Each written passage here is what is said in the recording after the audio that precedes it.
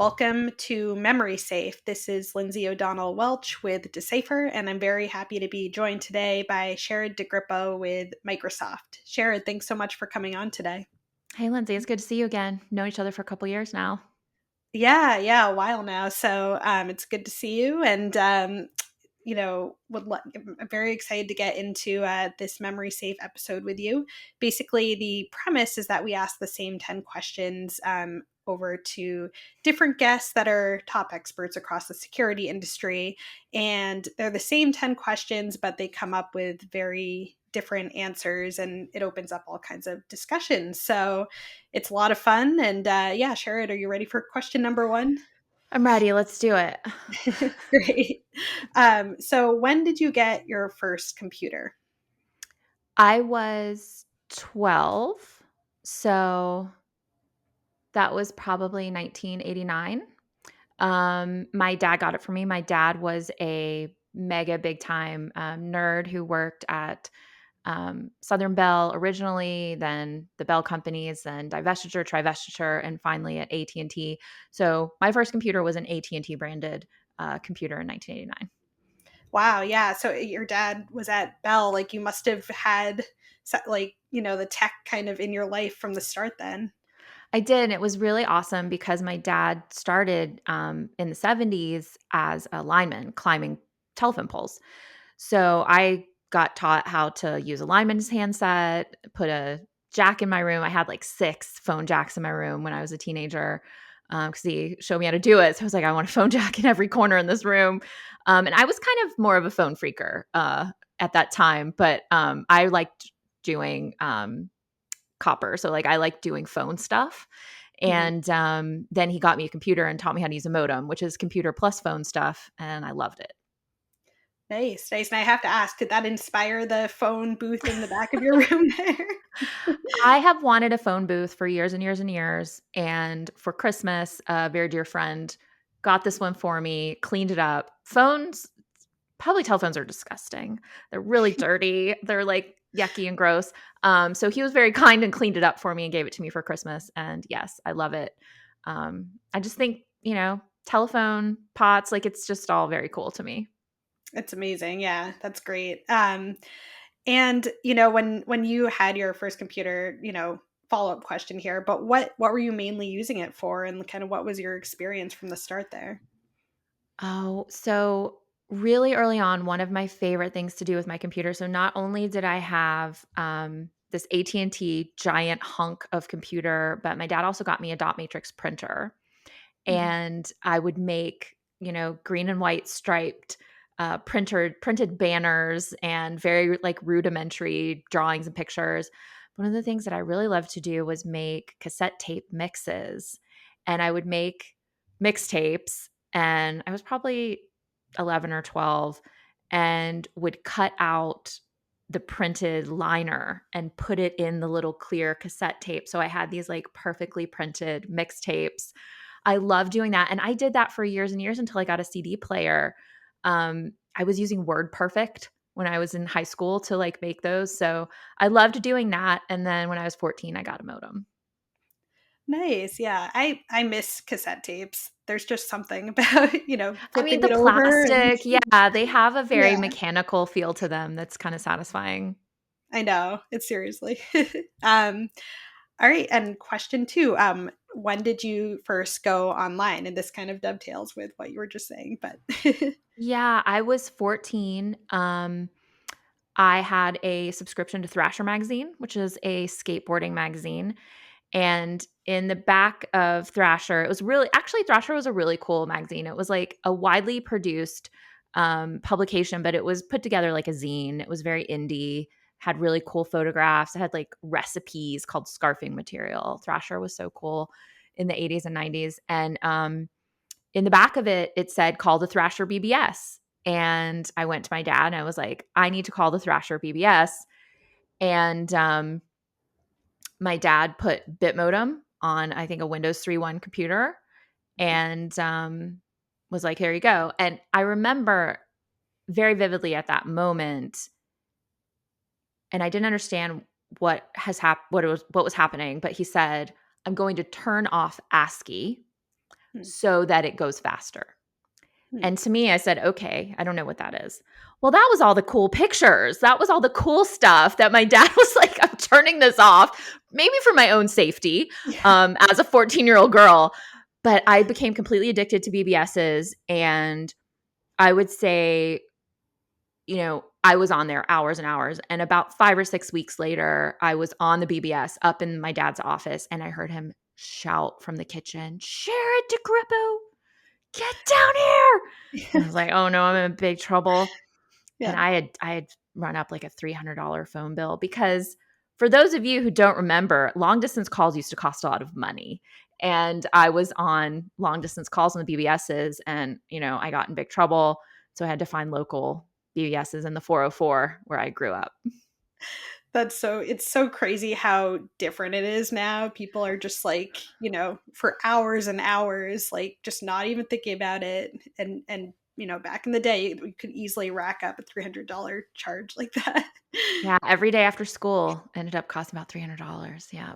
My dad Oh was mad. man. And $300 in the 80s, that was a lot of money. A lot of Yeah. money. Yeah, seriously. It's very different now. So um okay, so question number 3. This is an interesting one, I think. But what was your first exposure to hacker culture?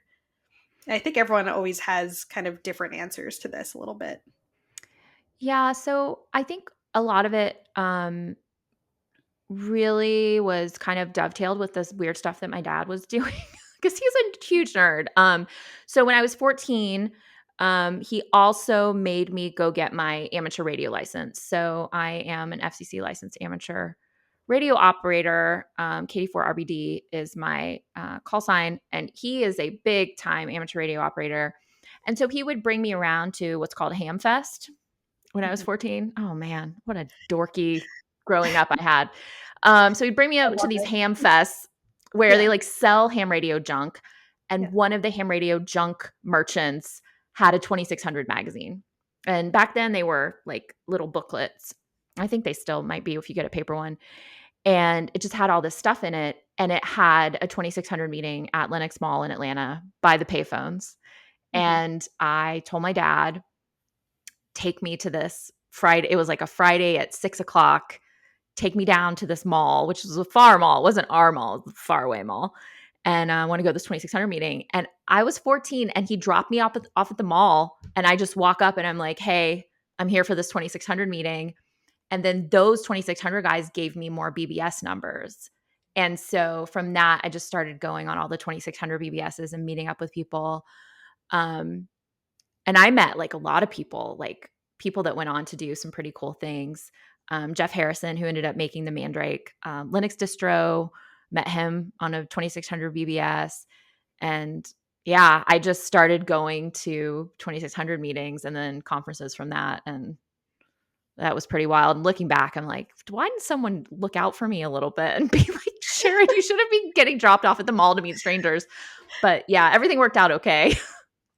I mean, it was all for good cause. It worked out okay. That's awesome. It's so funny. Like, I feel like, being able to have those local meetups is so important. And, now we have like, huge kind of conference style types of things, but like being able to meet people even just at your local mall is like so important to like better understanding kind of that like culture and the community there. And it's really cool to have that, especially for a 14-year-old girl. Yeah, it was really cool, and, I think things were so new at that time that it was very open, and the gatekeeping wasn't like it is now. It Mm. was very, "Yeah, this person showed up and it's fine." But even to this day now, if I'm meeting someone, I'm always like, "Meet me at the food court by the phones, by the payphones." Food Yeah. court, payphones.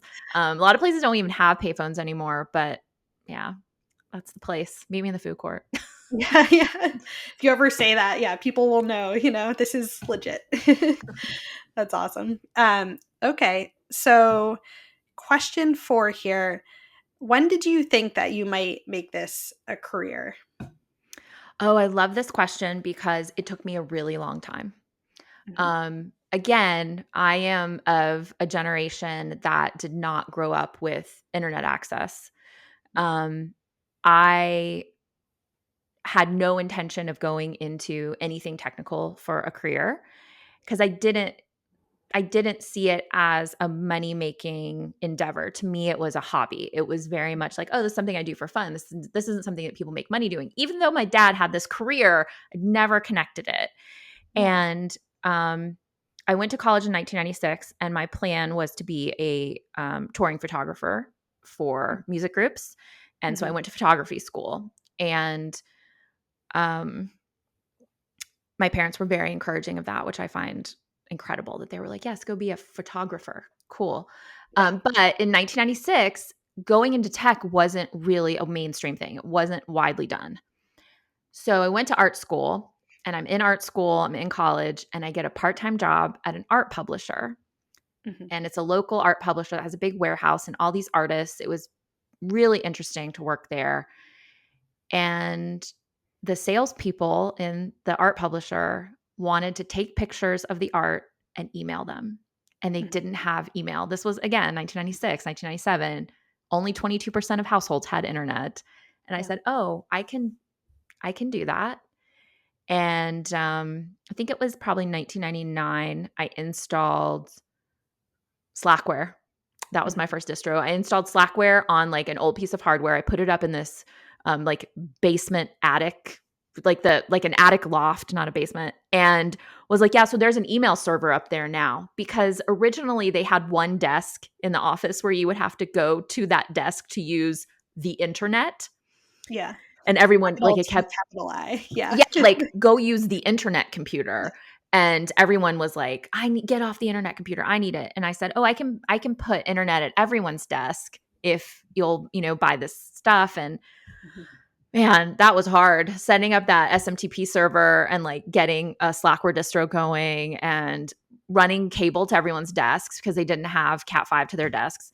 So Mhm. I did all that and was like, "Oh, computers," and from there, I kind of was like, I think I wanna do this instead."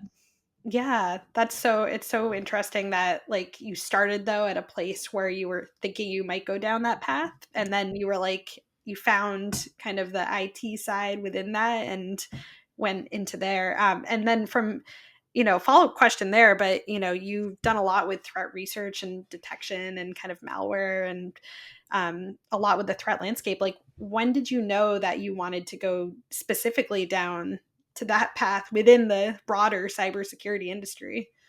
I remember that very vividly too. So, at that moment at that art publisher, I decided I wanted to be a systems administrator. Mhm. That at the time was like the height of like computer stuff is I'm going to make it all the way to be a systems administrator or a network engineer. Like I'm going to do one of these.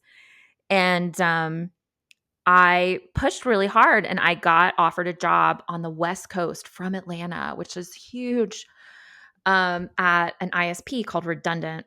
And it was a big data center, a very early data center. And I worked there for maybe a year. And one of our customers, I was on call one weekend, and one of our customers they couldn't access their like colo space. Like they couldn't get into their stuff. They Mhm. couldn't remote in. And so I was remote hands, which meant I had to go into the data center, pull their computer, like figure out what's going on. They got owned because they were running an old insecure version of PHP BB, which is like a bulletin board forum software that I can't believe we even had at the time. That was a thing, PHP BB. Oh man, Yeah. it was very insecure. It was like really insecure. And so it got hacked by a group called Hacking Team, Mhm. and they defaced the front of it, and it played an MP3 of like music, Middle Eastern music when you would join it, and it was like hacked by Hacking Team. And one of the other like IT guys looked at me and was like, you should go figure this out." Yeah. And I don't know if he was like making fun of me or what, but I was like, "Okay." Yeah. And I took over a conference room at the Oh, office and there was 3 1Us and I took all of them into that conference room and I hooked monitors up to them and I had the whiteboard going. And I was like, "I'm going to figure this out." Well, yeah. guess what? The most thing that I could figure out was that they got hacked in their PHP by Hacking Team. Um, but at that point, I was like, now I want to be a security consultant. Yeah. That's So amazing. that was when like I had really done a lot of network work and I had done a lot of systems administration work. And I was like, okay, now I want to do security. I want to do it. And so I worked at that ISP probably for another year. And then I got hired into government to do security only. And that Mhm. was the turning point. And that was 20 years ago tomorrow. Wow. Yeah. Happy 20 years I know. anniversary, I guess, I of know. going into 20 that. years in security roles is it's a lot. Maybe too Yeah. much. Yeah. I mean, so much has changed though over that Yeah. time period too. It's insane. All going all the way back to that incident that you just talked about. Like Things have changed so much, and, I went, from that job and worked in Las Vegas at the National Nuclear Security Administration. I met incredible people, some of whom work at Microsoft today, and then I've continued to keep in touch with and are fantastic people. But I learned so much, and things have changed so much because I remember when I first started, they made me take a 6-week course called Counterintelligence Threats to Information Technology, and it was course number NNSA 1107 or something like that. Mhm. And that was how you learned security, was like 6-week government courses. And, you'd go into the office from at 9 and then at 10:30 you'd be like, "Well, I got to go. I got to go to my 4 hours of learning course every day for weeks and weeks." Yeah. Um so I got taught a lot of security by the government, which Mhm. is sort of a weird way to do it. And I also did my CISSP while I was there, which taught me a lot too. Yeah, yeah, and, like, like, so when you were at the government, like, what were you specifically kind of working on in that area, and, like, what were, like, the top lessons learned there? Oh my gosh. So, NNSA, we stood up an entire capability called the IARC, which was the Information Assurance Response Center. Back then, security was often called information assurance, which is a weird way to look at it, but that's what it was back then. And it essentially was creating security for our nation's nuclear weapons stockpile technology and all the national labs. And that Mhm. was great. I got to go to the national labs. I got to go to incredible facilities and see all these things that you couldn't normally see. It was really incredible. I think what was so different then was, I think, connectivity. Mhm. Things were not connected in your pocket the way they are now. When I would go into work and have to put my phone, my little Nokia handheld phone in a locker, I didn't think about it at all. It was nothing. Today, if somebody told me you have to put your phone in a locker for the entire workday and you can't have connectivity in there, I would like, oh my gosh, I'd go crazy. Yeah.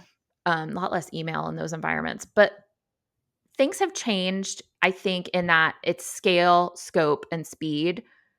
Threat actors are just a lot faster now. They're doing a lot Mhm. more. There's a lot more of them. They're scaling up a lot more. And I also learned at government, like sitting and doing real knowledge work, like thinking and Mhm. reading and doing the brain labor is invaluable. Like you have to actually sit and like think for a little bit. Um, just banging away on a keyboard's not going to get you where you need to be. Mhm. Right, it's such a good point, especially in kind of threat intel and looking at the threat landscape. You really have to think about what like motivates people. Like, why might they be doing this? What's the impact? What's the short and long term impact? Like, just all these different variables that you need to kind of are puzzle pieces that you need to put together. There's Totally. a lot there. Yeah. Yeah. There's a lot of like um thinking a few moves ahead and trying to extrapolate different scenarios, which if you're a stressed out, anxiety ridden, paranoid person, it's very natural. It feels very comfortable to say, this threat actor is doing this right now. What's going to happen? What are they going to do next? How's that going to look? They could go here, here, here, here. Walking through those scenarios, you know, is actually very comforting, I think, Mhm. in some ways. Oh, artificial intelligence. Um, It's We'll very get comforting in some there. ways, and people like doing that if they're a stress addict like me. Yeah, no, I do think that it's a good mindset to have, I guess, to be able to think through all of those different things and Yeah. So, um, now, just getting back to the questions here, but question 5 was, what was your alternate career idea? And you kind of alluded to potentially one earlier. Is Y that was that the main one? I studied photography really diligently and seriously probably from the time I was 15, because I remember I couldn't drive and my parents would take me to the photography school to take after school classes and summer classes. I was super devoted to that. It was really important to me. And when I was in college at one point, ooh, this is a fun story. Um, so many people forget that in the olden times, photography was on film and you had to develop and process that film and you had to print pictures with chemicals in a dark room. We don't do that anymore. Um, but I had a guest speaker come into the photography school and speak to a small group of us, and he was missing 3 of his fingers. And I was like, "Oh, okay." And he said, "Yeah, I had a cut on my finger. Darkroom chemicals got into it, and I had to have my fingers amputated." And Oh then my I went and checked out a I know, those chemicals God. are very dangerous. Stop and fix and develop are very dangerous. And I, went to the library and checked out a book called, Illnesses of Photographers or something like that. And, it's just really, really it's very dangerous, physically dangerous work. And I sort of said, "God, I don't know if I wanna do this anymore." But at the Yeah. time, a digital camera, which that artist had switched to, digital camera was $20,000. Like, I Yeah. was 19, I didn't have that. Right. Um, so I sort of switched the photography over to more of a hobby and, waited for digital to become affordable and just used my InfoSec paycheck to buy digital cameras.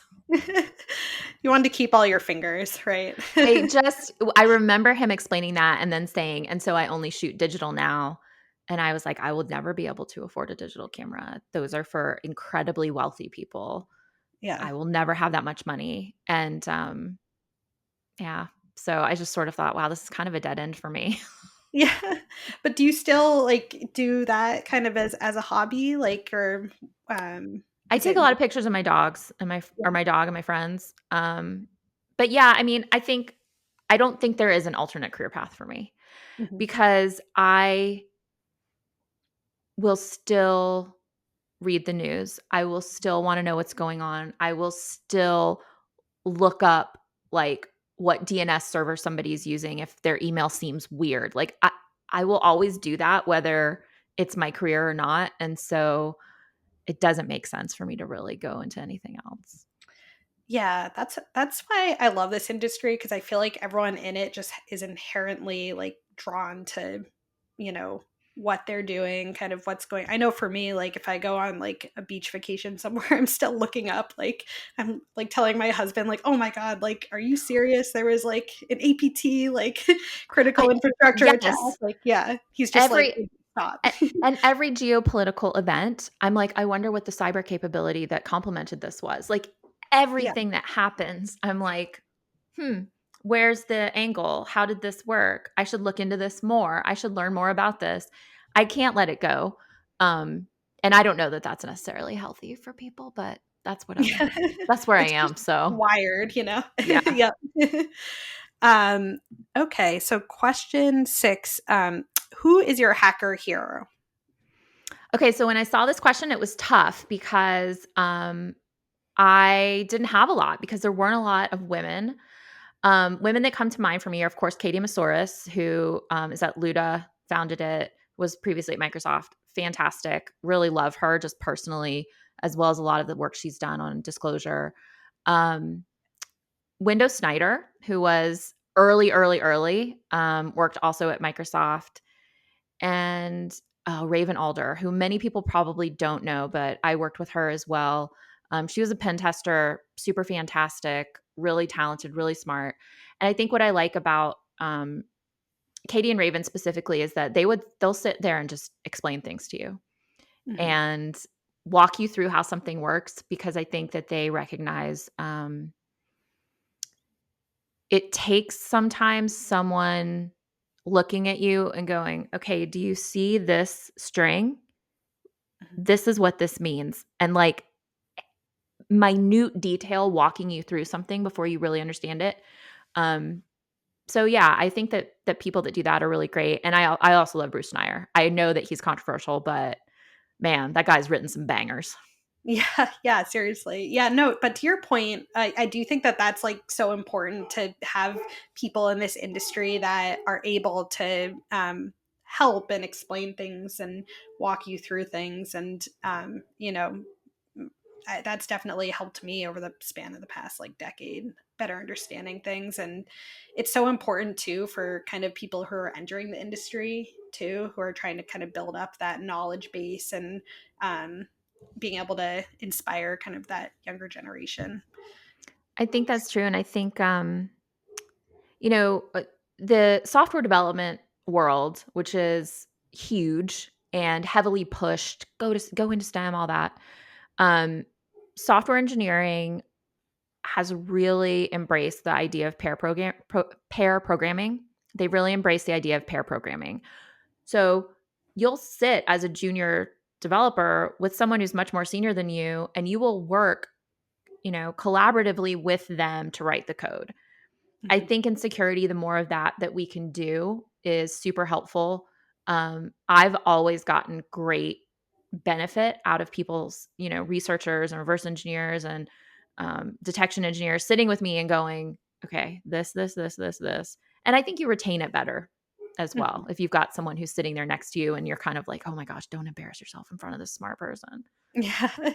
And just the encouragement of being like, you Yeah. know what? Everyone has started somewhere and like, no matter where you are in your career, it's still like helpful to understand that someone kind of wants to help advance you or at least explain things. So, Yeah. um all right. So this is always a fun one, but question 7 is what is your favorite hacker movie and why? Oh, wow. This is hard. I'm a huge Stanley Kubrik fan, so I do love 2001.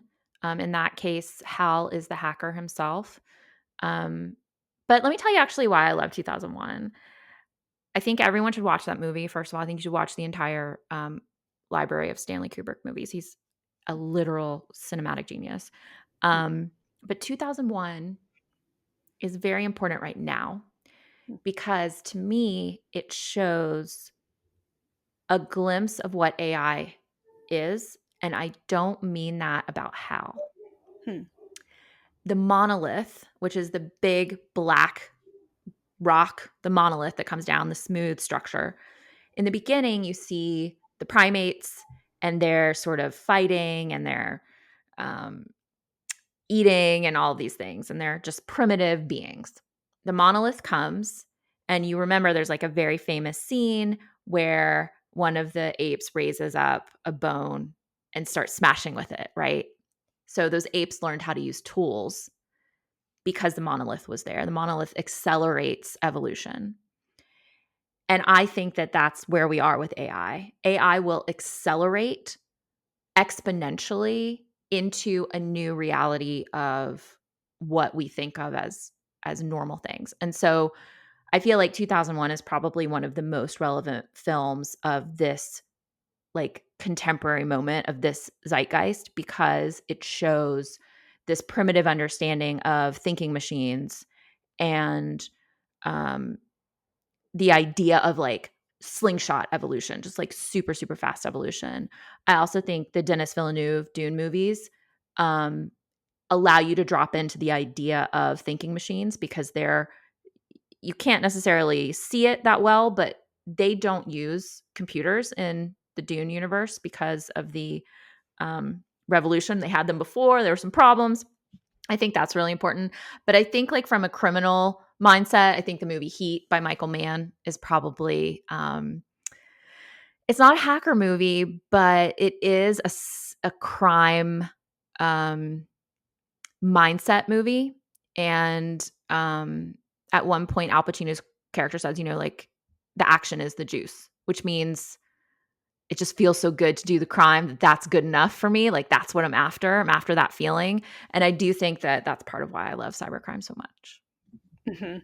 Yeah, I know Dennis Fisher, my colleague, is going to love your reference to Heat. He's a big I fan. So. love Heat. I love Heat. And as a special double feature bonus, the Miami Vice film by Michael Mann. Also, he also did the original series in the 80s, but the film of Miami Vice is absolutely fantastic. You'd love it. Oh, that's great. Yeah, no, well, I feel like that is like a collection of good movies into one. So this is everyone watching this podcast needs to go watch all of those like one after Yeah. the other for this. No, that's a great weekend binge. Like if you're stuck on the couch for a weekend, I would definitely go 2001, Dune 1, Dune 2, and then Heat and maybe Miami Vice to finish it out. Yeah, yeah. That would be a full day. That would be It's great. a full day Yeah. of adrenaline. Yeah, just Uber Eats right to the couch. um yeah, so the next okay, question 8 here. This is always interesting. So how do you describe your job? I'm a vibe merchant. Oh, I love that. So, in previous roles, it was different. I was producing detection, and that was really a lot of the goal for about 10 years. And now I think the reality is my job is about making sure that threat intelligence hits the right note Hmm, where it needs to be hit. mhm, It's got to sing the song in the venue, at the time, in the place, in the costume when it's right. And that is kind of the constant decision back and forth that I deal with is we have threat intelligence. What is the best, most appropriate, most leveraged, highest production way to use that threat intelligence? And mhm, it is a rough day when something really big comes out. Like yeah, when you've got, oh, wow, we see this, Volt Typhoon's a great example. We see this nation state actor doing this particular thing. It's very concerning. Making decisions around what is the best way to leverage that is it's tough. Like, do we write detections first? Yes. Do we go to our public sector partners? Yes. And you kind of have to say, like, we've got to do it all. We've got to be great at all of it. We've got to be great at APT and nation state. We've got to, or excuse me, APT and crime. We've got to like do all of these things. And it's hard, but I love it. Like, I love threat intelligence. I think that it's probably my favorite job yet. But you never know because it's like all I ever wanted was to be a systems administrator, and then all I ever wanted to be was a security consultant, and then all I ever wanted to be was work in threat intelligence. And so, who knows what's going to happen next? yeah. I hope I don't get sucked into the AI vortex too much because I do find myself being quite obsessive about it. Like I use it all the time and I want to talk about it at work all the time. And we have um, we have a lot of AI, big time specialists, PhDs, like super genius AI people. And I know they see me coming. I'm like, so what's going to happen? Yeah. What if you get one AI and have it talk to another AI? What if Yeah. you do, will AI do this? What about that? What about that one movie? And I know they're just, they're like, well, Sherrod, that's not really how it works. But I can tell they get excited because I'm like, what does it mean? It's I'm not an AI person, but I love talking to the AI people at work. it's exciting, and there's a lot that we're still learning about, and I I think know. that people are it's just really cool to have this, like you mentioned before when you're talking about 2001, like this new like chapter almost of like better understanding something and like what its implications are. So that's really cool. And I also wanted to ask about you were talking about threat intel and like making those decisions about how to really what fits where and how do you put this into context and things like that. Like what kind of like decisions go into that really, or like what how do you kind of shape that in your mind to better understand that? I think that we're always thinking about protecting customers and leveraging the intelligence that we have to make sure that the products protect customers. So you have these kind of table stakes um, initial guarantees, right? Like, okay, take this intelligence and make sure that we've got signatures for it, always. Take this intelligence, get it to customers, always. But then you start looking at things like, you know, this is really impactful to healthcare. should we put together a special report or some kind of one pager for healthcare administrators in security that need to know this? Okay, we've got this threat intelligence. Should we um, reach out to the press about it? Should we make sure that certain people in public sector or whatever it may be have this one piece of it? And so threat intelligence is this giant body of knowledge. And then you kind of have to like dip your bucket in the ocean and say like, oh, well, actually I need to do something different with this bucket than I did with the bucket before that. And maybe we like, split this up into multiple buckets now and we take these all these different places. I think that's what's enjoyable to me about threat intelligence. There's a creative subjectiveness to what comes from it. Um, you take data and you kind of like turn it into this subjective reality with bits of, creative experience and decision making put into it. So I like that part. But there's a lot. Yeah, and right now, how the ways that data is being shared and analyzed, threat from a threat intelligence, from a security, like cybersecurity incident reporting perspective, like there's so many things that are in flux, and I think it's going to be really interesting to see where this all goes in the coming years, both on the how data is being shared and how threat intel is being shared as well and being analyzed. So um, it's a really interesting place to be in right now. So I think so too. And I think, we released 2 weeks ago or so that we did a count and we're getting 78 trillion signals a day. mhm, And that's just going to keep going up. And so people that do threat intelligence, detection engineering, information security operations, they have to figure out, look, all the signal that's coming in, how do I get the best out of it? How do I make it into the best, most useful thing that helps to protect the most people in the best way? mhm. And that's not easy. I mean, that's a lot of work. It's a lot of decision making and it's a lot of data analysis. Yeah, it's a big task to sift through that and better understand kind of the impacts there. So Um, okay, so next question here. What was your biggest mistake and what was your proudest moment? What was my biggest mistake? Uh-oh. Um, okay, so this is a bit sort of like career relevant. I once was going to have a meeting with an executive that was several steps above me that I, reported way down in the chain. And I asked someone, what do I do? What do I say? I have a one-on-one with this executive coming up and I want the time and I want it to be helpful. And, but I've got all this stuff going on. I don't know what to do. And the person said to me, make it seem effortless. And I said, okay. And I tried to do that, but I could tell I wasn't really doing so great. And I came out and I thought, that was the stupidest piece of advice ever.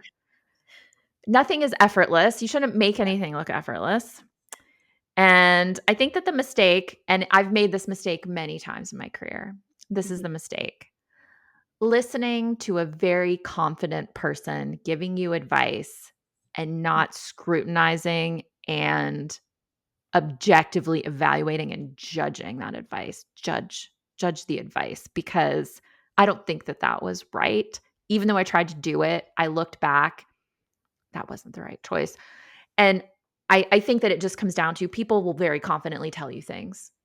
Yeah. And you have to say, not sure about that. hmm And that is relevant in somewhat in cybersecurity too, just from a lessons perspective. Like you've got vendors telling you one thing and you're like, Yeah. huh, that's I And don't they're know if quite sure of it because someone else told them. And they're like, oh, that yeah. person told me. And they're very smart. And I think that that's part of the security mindset, right? Is like question everything, get Mhm. data behind it, find out why someone's telling you what they're telling you. And um, there is no such thing as effortless. That's not real. Yeah. hmm Right. It's it's very true. Like for every single thing I do, I'm like, I gotta like make a list and like research everything. So okay, and you also have to talk about your Oh, proudest moment oh, too. my proudest moment. My proudest moment. Oh no. I didn't read this far in the questions. My proudest moment. I mean, I'm really proud of some of the speaking I've done. I'm really proud of some of the stages that I've been fortunate enough to be invited to. Um, I'm really proud of like being able to just keep going for 20 years. Yeah. And not only that, I'll tell you, I'm proud that I've gone for 20 years, and I'm really genuinely like, I'll do 20 more. Sure. Like Yeah. that's where I am is like I've been doing security for 20 years and I could do 20 more. And I hope that I can and that I do. But I'm proud of my career and I'm proud of the work that we do. And if you want something really specific, I'm really proud of a customer that I won't name, who I have been able to really, really protect from really dangerous things. Mhm. And it's nice to know that your work actually leads to things being blocked. And I think that if I were to give some advice to like a threat intelligence analyst, trace the entire life cycle of your threat intelligence until you see a a block of activity and Mhm. feel what it feels like to have a signature go in. Even if you don't write that signature, having one of your, colleagues put a signature in and then having that telemetry come back of, "Hey, that signature that got made off of your threat intelligence blocked this many attempts." Mhm. It's a special feeling that I think threat intelligence analysts should get to experience more. I love that. That's what cybersecurity is all about, really, is being able to protect the potential target or victim from those types of attacks. So that's got to be a great feeling. Yeah, and it is a great feeling, and I think watching the hits on a rule, be like, "Oh man, this is getting a lot of rule hits." And being able to do that and say, "Oh, this triggered 1,500 times in the last hour. Wow." And then you start to get more of understanding of scope and scale and what threat actors are doing and what malware is automated and what credfish landing pages are constantly being sent. And it just sort of wraps, I think, the whole thing together for you. I think detection and threat intelligence really have to be together. The same way that red team and blue team have pushed so hard on purple, I think intel and detection engineering have to push super hard to sit side by side like that. Hmm. Right, right. Okay, so okay, last question. Okay, I'm What ready. is your best piece of security advice? Of security advice? Yes. Okay. I'm going to stick with the same advice that I have been giving for, I guess, 19 years because I didn't learn it myself until the first year. Learn TCP/IP. That's my number one security advice. Learn TCP over IP or whatever networking protocol, or even services protocol. Start with the most basic protocols. Let it make your brain mush. Read the RFCs. And if you need motivation for it, I'll tell you, there's nothing quite as satisfying as being pedantic to someone in a conversation when they say something and going, "Well, actually, according to RFC 1918, hosts shouldn't be named that way. Yeah, you There's a just can't different argue naming with convention." Yeah. Like picking a couple RFCs and just knowing them and having them in your back pocket, it's pretty good to sometimes like cite an RFC and say, actually. So if you need the motivation to be spite and being pedantic, that's the way to go. But I think honestly, my number one security advice to anyone is learn TCP/IP. That's a good one. Yep. That's great. That's for all of our listeners. Go learn Go that learn right now. There's Yep. TCP/IP Illustrated Volume 1 and 2. You can get those. Those are textbooky. But I mean, there's a lot that you can just get from the RFCs because I'll tell you this too. A lot of people are sick of me talking about that they need to learn networking, but not enough people know networking. And that's proven by the fact that it's very hard to hire people who are really good at networking. Mhm. But this is the way I look at it. 99% of threats are over the wire. Yes, if you've got a local attack and you sit in front of that keyboard, yeah, that happens. But 99% of the time, we lose information in information security. Information becomes insecure over the wire. And if Mhm. you don't understand how the wire works, you won't be able to protect that information. So, your number one ingress and egress that you have to focus on and protect is that wire. Mhm. So, go learn how it works and be great at it and come write network detection signatures. Yeah, that's great. Love that, Sharon. All right. Well, and then we always kind of end these. What's one question that you have for me, just to flip the switch there? Yes, okay, that's fun because I've known you for so many years in this space. What do you think the difference is from when you first started covering information security to now? Like, what is the big difference for you? That's a really good question. So, do you mean in the landscape, or do you think, or like No, for more? you, like personal. So, I feel like the biggest thing is that honestly, I've built a little bit more confidence. Mm, When we first met all those years ago, like I was mostly asking people question after question, trying to learn and understand. And the first, like, I think I started at as a more general journalist right after college, and then I went into tech journalism, working for a channel B2B publication, and then from there got into cybersecurity. So I kind of had that like slow roll into cybersecurity, but like still felt a bit when I started on this beat like I was being thrown into the water a little bit and like didn't understand anything really. So like being able to go and talk to people and meet people at conferences and just understand everything that there is to know, it's definitely felt overwhelming. But as the years have gone by, like I see similarities in kind of the stories that I cover and the things that I talk to people about. So like gaining a better sense of like not just how different incidents play out, how people respond to them, how these stories kind of work, but getting a better sense of like how to approach stories and like ask the right questions and look for kind of like the underlying context of that goes on behind stories, I think is the biggest thing. And just yeah, gaining confidence and being able to understand. I don't think I'll ever be like fully confident in this space, but just being able to really you know come in and be like, hey, I know what's going on here, like here's what everyone else needs to know, like here's the most important facts and figures that I need to seek out. I think for any journalist, being able to point to those things is really important, especially in cybersecurity when you know news breaks so quickly that it's hard mm. to know.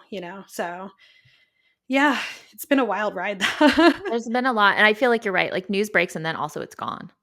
Like, something is the biggest problem we have ever seen, and Yeah, then 2 days later, it's another big problem, and that one's kinda pushed to the back. So, yeah, it's a lot to cover. I try to read everything I can. I don't know how you can follow all the things that you have to write.